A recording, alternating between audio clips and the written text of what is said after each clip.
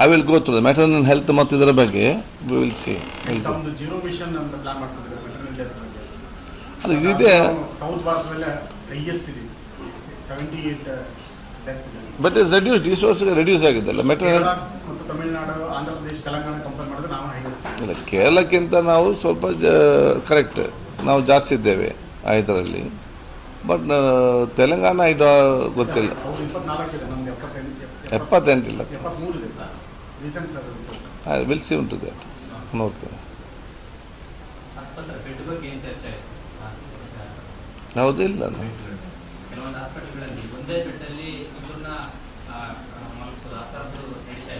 ಅದು ಬೆಡ್ ಅಂತಲ್ಲ, ಅದು ನೋಡಿ ನೀವು ಅರ್ಥ ಮಾಡಿಕೊಳ್ಬೇಕು. ಒಂದು ಪ್ರೈವೇಟ್ ಆಸ್ಪತ್ರೆ 100 ಬೆಡ್ ಅಂತ ಇರ್ತದೆ.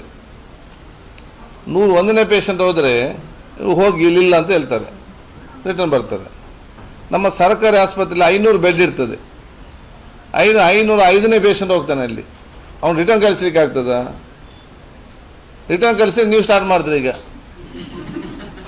ಬಡ ಪೇಷಂಟ್ನ ಆಸ್ಪತ್ರೆ ರಿಟರ್ನ್ ಕಳಿಸಿದ್ರು ಅಂತೇಳಿ. ಅದಕ್ಕೆ ಅವರಿಗೊಂದು ಕೆಲವು ಕಡೆ ಹೋಗಿ ಅಡ್ಜಸ್ಟ್ ಮಾಡ್ತಾರೆ. ಒಂದು ಇಲ್ಲಿ ನಮ್ಮ ವಿಂಡೋ ಸೈಡಿನಲ್ಲಿ ಅಥವಾ ಒಂದು ಕಾರ್ನರಲ್ಲಿ ಒಂದು ರೂಮಲ್ಲಿ 2 ಬೆಡ್ ಇದನ್ನು ಹಾಕಿಕೊಂಡು ಹಾಕ್ತಾರೆ. ನೀವು ಹೋಗಿ ಏನು ಮಾಡಿದ್ರೆ ಗೊತ್ತುಂಟಾ, ಈ 480 ಜನ ಇದ್ದ ಕಡೆ ನೀವೇನು ನೋಡೋದಿಲ್ಲ, ಇಲ್ಲಿ ಏನು ನೋಡೋದು ಡಬಲ್ ಇದ್ದ ಕಡೆ. ನೀವು ಅದನ್ನು ಹೇಳಿ ಇಲ್ಲಿ ಬರೋರು ಕೂಡ ಬರೋದಿಲ್ಲ ಆಸ್ಪತ್ರೆಗೆ ಲಾಸ್ಟಿಗೆ ನೋಡುವಾಗ. ಆದಾಗ ನಾವು ನಿಮ್ಮ ಸಲ ಕೇಳಿದ್ದು, ನಮ್ಮ ಡಿಪಾರ್ಟ್ಮೆಂಟ್ ಚೆನ್ನಾಗಿದ್ದುಕೊಂಡು ಬಡ ಜನಸಾಮಾನ್ಯ ನಮ್ಮ ಡಿಪಾರ್ಟ್ಮೆಂಟನ್ನು ಇವತ್ತು ಪ್ರಯೋಜನ ತೆಕ್ಕೊಳ್ಬೇಕಾದ್ರೆ ನೀವು ನಮಗೆ ಪ್ರಮುಖವಾಗಿ ಇವತ್ತು ಸಹಕಾರ ಕೊಡಬೇಕು.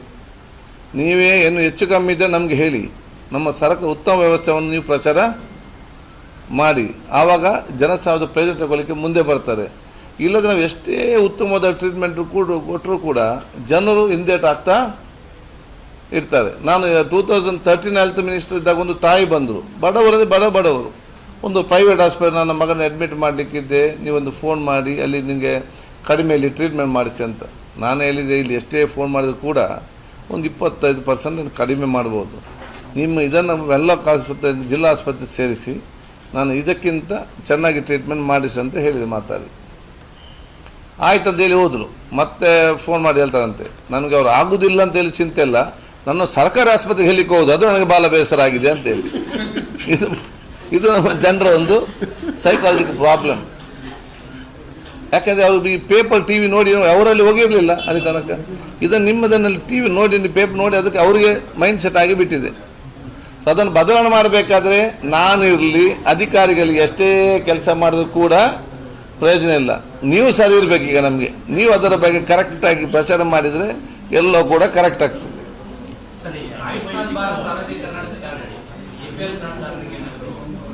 ನಾವು ಚರ್ಚೆ ಮಾಡ್ತೇವೆ. ನಾವು ಅದು ನಾನಿದ್ದಾಗ ಇತ್ತು. ಮುಂಚೆ ಇಟ್ ವಾಸ್ ಓನ್ಲಿ ನಾವು 30% APL ಕೊಡಬೇಕು, 70% ಸರ್ಕಾರದಿಂದ ನಾನಿದ್ದಾಗ. ಮತ್ತು ಅದು ಬದಲಾವಣೆ ಆಗಿದೆ ಈಗ. ಸೊ ಐ ಆಮ್ ಥಿಂಕಿಂಗ್ ಯಾವ ರೀತಿ ಮಾಡ್ಬೋದನ್ನ ಚರ್ಚೆ ಮಾಡ್ತಿದ್ದೀನಿ ನಾನು.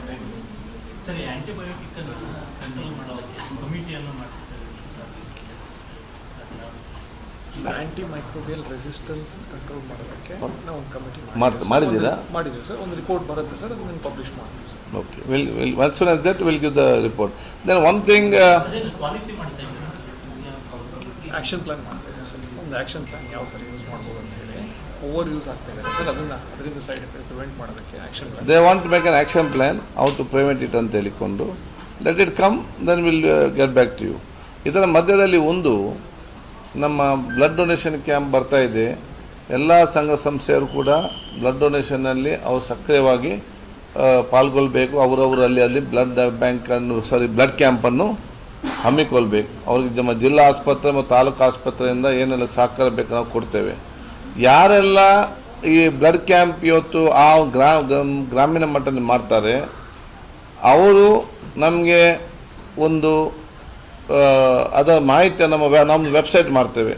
ಅದು ನಮಗೆ ಅಪ್ಲೋಡ್ ಮಾಡಿದರೆ ಅವರಿಗೆ ನಾವು ಅಪ್ರಿಷಿಯೇಷನ್ ಒಂದು ಸರ್ಟಿಫಿಕೇಟ್ ಆ ಸಂಸ್ಥೆಗೆ ನಾವು ಇಲ್ಲಿಂದಲೇ ಅವರಿಗೆ ನಾವು ಕೊಡ್ತೇವೆ.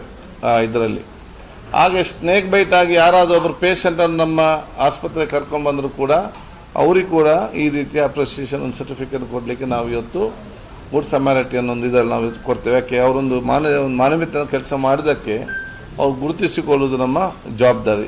ಇದನ್ನು ಹಮ್ಮಿಕೊಳ್ಳೋದು ಮತ್ತು ಎಲ್ಲರೂ ಕೂಡ ಭಾಗವಹಿಸಬೇಕು. ಪ್ರಮುಖವಾಗಿ we are going to have ಈ ಕಣ್ಣಿಗೆ ಸಂಬಂಧಪಟ್ಟ ಏನೆಲ್ಲ ನಮ್ಮ ಸ್ಕೀಮ್ ಇದೆ, ಏನೆಲ್ಲ ಸಮಸ್ಯೆ ಇದೆ ಮತ್ತು ಏನು ಭವಿಷ್ಯ ತರಬೇಕು ಅಂತೇಳಿ ನಮ್ಮದು ವಿಷನ್ ಕಮಿಟಿ ಅಂತ ಮಾಡ್ತೇವೆ. State vision committee headed by A good visionary doctor, ನಮ್ಮ ಐ ಡಾಕ್ಟರ್ ಮುಖಾಂತರ. ಅದೇ ರೀತಿಯಲ್ಲಿ ಮೆಂಟಲ್ ಹೆಲ್ತಿಗೆ ಏನು ಇವತ್ತು ನಮ್ಮ ಮೆಂಟಲ್ ಹೆಲ್ತ್ ಪ್ರೋಗ್ರಾಮ್ಸ್ ಇದೆ, ಅದನ್ನು ಎಷ್ಟು ಅನುಷ್ಠಾನ ಆಗ್ತಿದೆ, ಹೇಗೆ ಆಗ್ತಿದೆ ಮತ್ತು ಅದನ್ನು ಹೇಗೆ ಮಾಡ್ಬೋದು ಅಂತ ಹೇಳಿಕೊಂಡು ಒಂದು ಮೆಂಟಲ್ ಹೆಲ್ತ್ ಕಮಿಟಿಯನ್ನು ಕೂಡ ಇವತ್ತು ನಾವು ಅದನ್ನು ಡಾಕ್ಟರ್ ಮುಖಾಂತರ ಮಾಡುವಂಥದ್ದು. Cochlear implant one of the best ಸ್ಕೀಮನ್ನು ನಾವು ತರಬೇಕು. ಅದನ್ನು ಪರಿಣಾಮಕಾರಿ ಹೇಗೆ ನಾವು ಅದನ್ನು ಅನುಷ್ಠಾನ ಮಾಡಬೇಕಂತೇಳಿ ಕಾಕ್ಲಿಯರ್ ಇಂಪ್ಲಾಂಟ್ ಕಮಿಟಿಯನ್ನು ಕೂಡ ಇವತ್ತು ಮಾಡುವಂಥದ್ದು. ಅದೇ ರೀತಿ ಓರಲ್ ಹೆಲ್ತ್ಗೆ ಸಂಬಂಧಪಟ್ಟ ಕೂಡ ಈ ಒಂದು ನಮ್ಮ ಡೆಂಟಿಸ್ಟ್ ಅವರ ಆ ಒಂದು ದೊಡ್ಡ ಮಟ್ಟದ ಏನು ಡಾಕ್ಟರ್ಸ್ ಇದ್ದಾರೆ ಆ ಕಮಿಟಿಯನ್ನು ಮಾಡಿ ದೇ ನಾಟ್ ಅಡ್ವೈಸರಿ ಕಮಿಟಿ, ನಮ್ಮ ಅಧಿಕಾರಿಗಳ ಮತ್ತು ಜನರ ಮಧ್ಯೆ ನಮಗೆ ಒಂದು ಸೇತುವೆಯಾಗಿ ಅವ್ರು ಕೆಲಸ ಮಾಡಿಕೊಂಡು ಸಿಸ್ಟಮನ್ನು ಕರೆಕ್ಟಾಗಿ ತರಲಿಕ್ಕೆ ಅವರ ಸಹಾಯ ಸಹಕಾರ ನಾವೆಲ್ಲ ತಗೊಳ್ತೇವೆ.